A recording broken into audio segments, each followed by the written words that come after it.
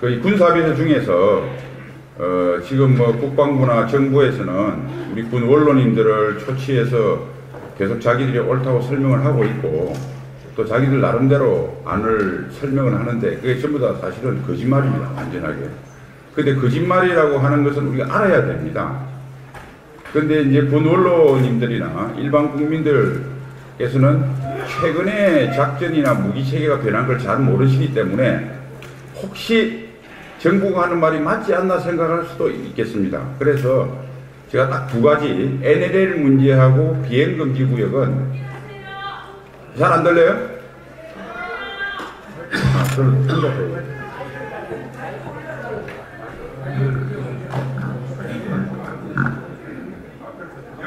무슨 말 받아주세요. 요 마이크를 우선 써보고 좀 뺀 마이크 오면 제가 다시 나가겠습니다. 여기 올 것 같아요. 자, 그러면 예. 이건 괜찮습니까? 예. 죄송합니다. 지도가 있어서 좀 나와서 썼습니다. 예. 우선 말씀드리기 전에 이번 주 월요일 날 현재 국방부에서 역대 장관님들 몇 분을 초치하고 말씀을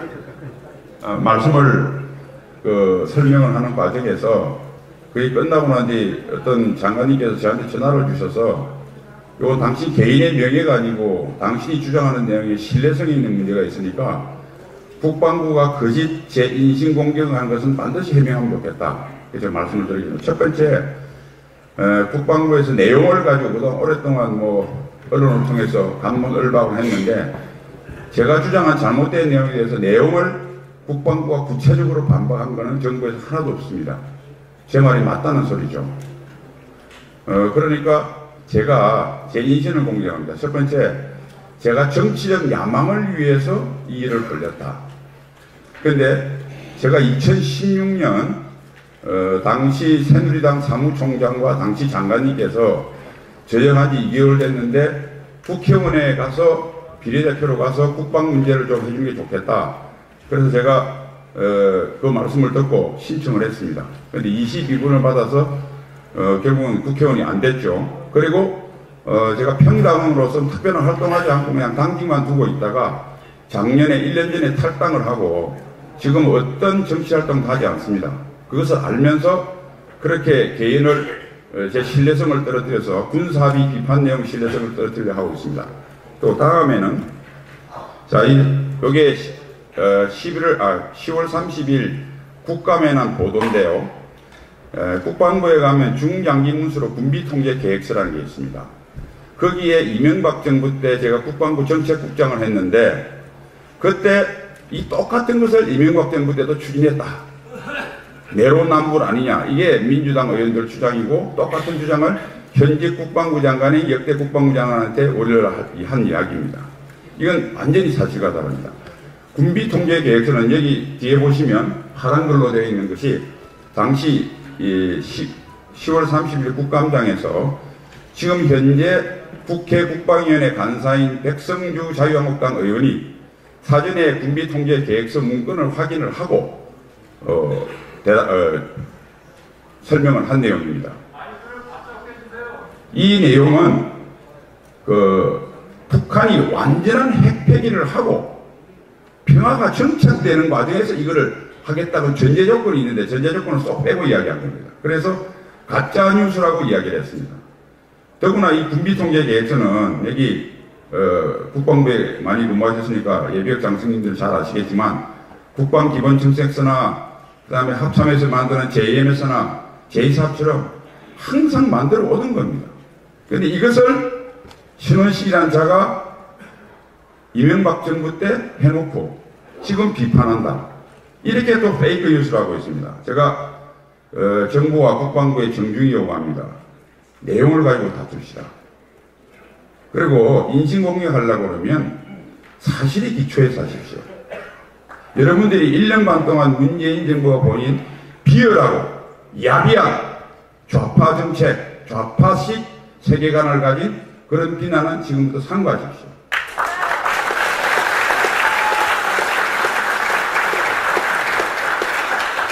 군사 분야 전체 합의서 내용은 총괄적으로 비핵화 진전이 없는데 안보대세 와해로부터 아까 다 앞에서 계신 분들이 말씀하셨기 때문에 총론은 생략하겠습니다. 자, 이제 본론으로 들어가서 제가 여기 NLL 분야 이야기를 하겠습니다. 지금 파란색 그림이 그린 것이 최초 국방부가 내놓은 소위 평화수역 적대행위 금지구역이라고 하는 겁니다. 처음에 이렇게 나왔습니다. 적대행위 금지구역은 지상은 MDL 군사분계선이고 동해는 NLL이고 서해는 뭐 기준이 없다고 그랬어요. 그래서 왜 서해만 기준이 없냐? 그러니까 동해는 NLL인데 서해는 바다가 아니가? 그러니까 NLL이라고 청와대 비서관이 이야기를 했습니다. 그날 조선일보하고 문화일보에서 저 글을 지었습니다. 보시다시피 NLL이 기준하면 35km를 양보했습니다. 근데 더 놀라운 것은 흰색 보십시오. 이게 북한이 주장하는 경비 개선입니다. 북한이 과거에 억지 주장을 하는 것보다 15km 더 양보했습니다. 문재인 정부는 노무현 정부 때 하려고 하던 거에서 15km 더 얹어줘서 김정은한테 추석 선물로 준 겁니다. 자, 이게 첫 번째고요. 여기 비판이니까 해안선이 북한이 훨씬 많이 양보했다. 당연히 황해도 해안선이 길겠죠. 선보다. 그것도 비판을 하니까 해안선에는 해안포가 있어서 그렇다. 그래서 저희들이 이야기했습니다. 아니 해안포는 우리한테 위협도 안 되고 우리의 해병대의 그 좀 K9 자주포라든지 해군 공군을 이거하고 맞바꿔서 적대행위 금지한 게 말이 되느냐 하니까 청와대 비서관이 중앙일보에서 질문을 했습니다. 그러니까 여기 보시면 쭉 연결해서 황해도 직사각형으로 황해도 지역에 있는 이쪽 지역도 육상 지역도 적대행위 금지구역이다 이렇게 이야기를 했습니다. 그래서 또 비판이 이렇죠. 군사비서에 초도 남방으로부터 덕적도 이북 해상으로 수역으로만 되어 있는데 지역이라고 합의서에 없는데 그게 무슨 소리냐 하니까 국정감사 전에 국회 본회의에 정경두 국방부 장관이 나와서 자유한국당 의원 질문에 북한에 제기를 했다고 그랬습니다. 제기를 했는데 합의서 없는 게 안 낸 거 아닙니까? 그러니까 지금은 그게 몰리니까 평화구역이란 말로 바꿔서 얼버무리고 있습니다. 이거 반드시 국민을 향해서 공헌했기 때문에 황해도 4군단도 모든 작전활동이나 훈련 중단하는 걸 우리 국민들이 지켜봐야 합니다. 그 다음 이렇게 되자 이렇게 또 이야기했습니다. 여기에서 훈련은 안 하는데 초계작전은 가능하다. 초계는 해상초계하고 공중초계 두 개가 있습니다. 해상초계는 조금 뒤에 제가 보여드리겠지만 군사비 부친문서사에 해군 배가 여기로 못 들어가게 되어 있습니다. 북한한테 통보하고 허락을 받아야 들어갑니다. 근데 무슨 해상초계를 합니까? 그 다음에 비행초계 하나 남았는데 이번에 며칠 전에 보셨죠? 15일날 NLL하고 한강하구에 비행금지구역 확대한답니다. 그러면 우리 해병대 장병들 해군 공군 지원도 못 받고 K9도 못 쏘고 소총 들고 북한 4군단 대적해야 됩니다. 그리고 해병대 보호를 받는 서부 5도 주민들은 어떤 상태입니까? 그래서 우리가 북방 한계선 일대 서부 5도는 결정적으로 위험에 노출된 겁니다. 거의 북한이 기습을 하면 할 방도가 없게 됐어요. 자, 서북도서가 NLL을 못 지키면 답이 어디로 옵니까? 지상에는 그래도 산도 있고 강도 있고 주민들도 살아서 내려오는 특수부대 누가 신고를 하지만 저 넓은 바다에 바로 내려오면 수도권입니다. 더구나 한강하고 자유구역까지 비행금지구역에 공동 이용한다고 하니 북한 특수부대가 고안포에서 공기부양정을 타면 한강을 이용해서 여의도든 팔당까지 바로 올 수 있습니다. 조깅하든 야간 조깅하든 시민이 신고 안 하면 온 줄도 모를 겁니다. 그 다음 평택 수로를 당해서 내려가면 평택 미군기지가 있는 미군 평택기지까지 바로 위협이 갑니다.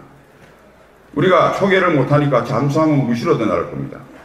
인천항만에 기뢰부설하면 인천항만 바로 폐쇄할 수 있습니다. LNG기지 바로 파괴될 수 있습니다. 영종도 국제공항 앞에서 총 쏘고 조금만 난동만 부리면 영종도 국제공항 바로 폐쇄됩니다. 그 다음에 마지막으로 여기 군에 계신 분은 잘 아시겠지만 북한군이 4.251 4개 군단 실제로 우리 같으면 야전군급을 4개 배치하는데 우리보다 수십 배 많은 4군단이 저기 묶여 있는 것은 우리 해병대가 서부 5도에서 가시 역할을 하기 때문입니다. 이제 1, 2개 사당만 빼놓고 전부 다 서군이 중부전선으로 전용이 될 수 있습니다. 그러면 결국 수도권은 서측방은 뚫렸죠. 그 다음에 전방지역에 비행금지구역으로 돼가지고 아무것도 못 보는 상태에서 4군단이 진양되면 국회 2군단하고 5군단은 지금보다 1.5배의 전투력이 증강될 겁니다. 우리는 GP, 비행금지구역이 없어졌으니까 그나마 육상에 적을 감시할 수 있는 GP 다 없어집니다. 장애물 다 없어집니다. 국방개혁으로 전방사단 막 없어집니다. 어떻게 하겠다는 겁니다. 문재인 정부는 어떻게 하겠다는 겁니다. 자, 이게 대통령께서 문재인 대통령이 NLL을 북한이 인정했다고 주장하는 겁니다. 자, 첫 번째 문항이요. 서해 북방대선 일대를 평화수역으로 만들어. 이거는 청와대 비서관이 요구절을 딱 찍으면서 NLL 인정한 구절이다 했기 때문에 써놨습니다. 그냥 서해 북방간계선 일대라고 특정 장소를 쓴 거를 인정했다고 했습니다. 그런데 이제 이게 정부가 교묘한 게 평양 공동선이라는 본문이 있고요. 그게 부속서에 군사분야 합의서가 있고 군사분야 합의서의 부록이 5개입니다. 이 부록은 최초에 공개를 안 했어요. 인터넷에 슬쩍 올려놨습니다. 그게 부침사가 평화수역에 가는 겁니다. 자, 보십시오. 평화수역 설정 범위. 평화수역 범위는 쌍방의 관할 하에 있는 섬들의 위치, 선박들의 항해 밀도, 고정 항로 등을 고려하여 설정하되 구체적인 경계선은 남북군사공동회에서 협의해서 확정하기로 하겠다. NLL을 없애고 새로 한다는 소리죠. 그래서 제가 모 방송에 나가서 국민이 국어도 모르는 바보 천신 줄 아는 얘네들은 그렇게 제가 일가를 했습니다. 새로 만들겠다는 거예요. 근데 대충 아까 그 논선을 보니까 NLL은 말할 것도 없고 과거부터 북한이 불법적으로 주장하던 그들이 주장하던 경비개선보다 더 많이 양보한 걸 그어놓은 겁니다. 이게 인정한 겁니까? 문 대통령이 인정받겠다고 했으니까 얼마나 인정받아오는지 한번 봅시다. 그 다음 두 번째, 평화수역 출입길서. 비무장 선박들만 출입하고 군현도 출합 못하게 돼 있죠. 그런데 무슨 지금 국방부에서 이렇게 이야기했습니다. 정부에서. 비행금지구역 확대되니까 기자들이 그럼 초계작전 니들 약속한 거 못하는 거 아니냐. 아, 비행은 못해도 군함에 의한 초계작전은 가능하다 이렇게 대답했어요. 여기 김민석 대변인이 잘 알 겁니다. 됩니까 이게? 초계작전 허락받아야 되는데 오늘도 여러분 다 조선일보 보도 보셨지만은 정확한 건 좀 더 추적해봐야 되겠지만 병사가 죽음에 사고가 나서 죽기에 의해서 의료 헬기가 가는 것도 북한 허락받는다고 늦었다고 죽었다고 나왔지 않습니까? 근데 작전하는데 북한이 노하면 못 들어갈 거 아닙니까? 이렇게 해놨어요. 자, 다음 비행금지구역인데요. 아까 정보력만 일방적으로 훼손됐다. 이상훈 장관님께서 말씀하신 게 생략하고요. 자, 우리 무인기가 20km 이내에서 10km까지 못하게 돼서 서로 10km, 중앙군사분계선으로 10km 정도 떠서 북한 지역의 도발을 24시간 감시하게 되어 있습니다. 지금 현재는 군단급의 무인기라는 게 있는데 그게 24시간 감시가 안 돼서 우리가 6천억을 더 넣어서 이미 1,000억은 집행됐습니다. 사단급, 대대급 수백 대 무인기를 만들어서 북한을 24시간 볼 수 있도록 지금 전력 증강을 해 나가고 있습니다. 이미 다 시험 평가가 끝났어요.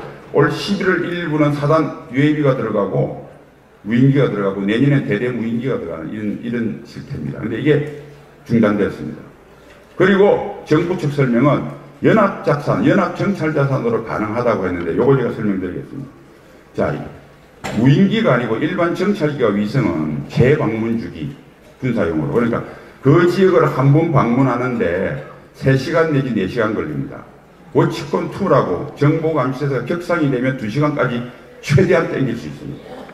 그러니까 나머지는 공백이 있다는 거죠. 그 다음에 여기 RC-7B가 RC-7B 금강 이것들이 뭐냐면 RC-7B는 미 501 정보여단에 있는 정찰기입니다. 그 다음에 금강은 우리 정찰기입니다.